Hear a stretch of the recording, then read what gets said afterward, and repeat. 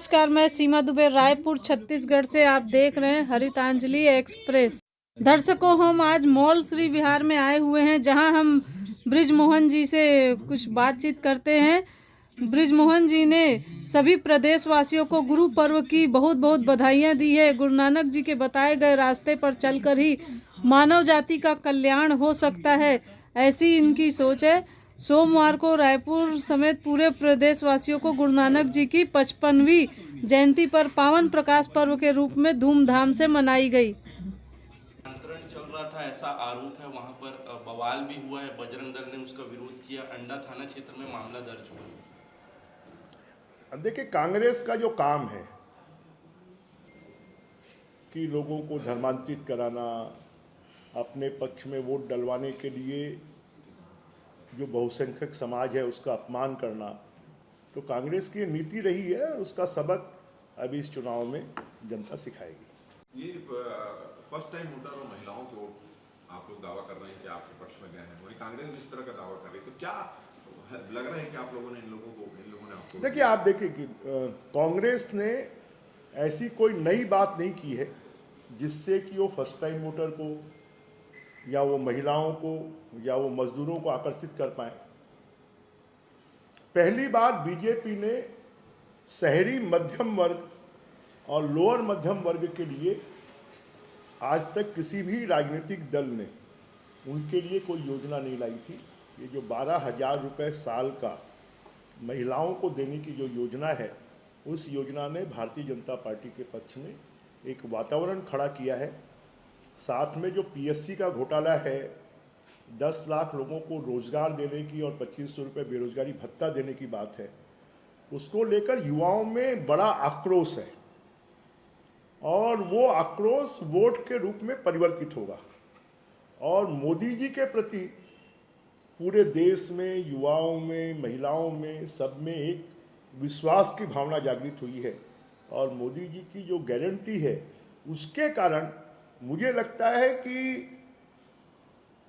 किसान को भी, जो हमने कहा है कि एक मुश्त उसको अतिरिक्त पैसा देंगे, जो छोटा किसान है, लगभग 70% किसान जो है वो मार्जिनल किसान है, और उसको जब 10,000 रुपये 4 किस्त में मिलता है तो उसके लिए कोई उपयोगी नहीं होता है। बीजेपी ने यह वादा किया कि हम एक बार में देंगे, तो उससे भी छोटे किसानों में एक विश्वास जगा है और उसने बीजेपी के पक्ष में वोट दिया है। और इसलिए चारों तरफ का जो वातावरण है वो भारतीय जनता पार्टी के पक्ष में दिखाई देता है।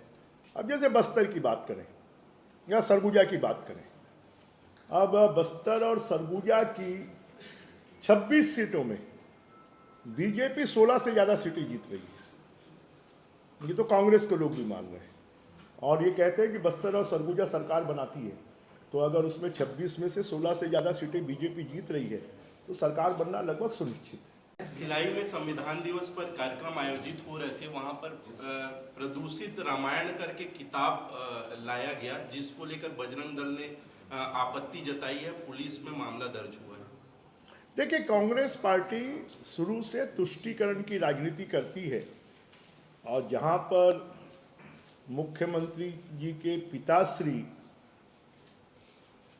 हमारे भगवान के विरुद्ध में अनर्गल बातें करते हों, उस पार्टी का तो भगवान ही मालिक है। स्ट्रॉन्ग रूम के बाहर जो पहले पंडाल लगता था कार्यकर्ताओं का, सभी पार्टियों की, इस बार इजाजत नहीं दी गई है प्रशासन द्वारा।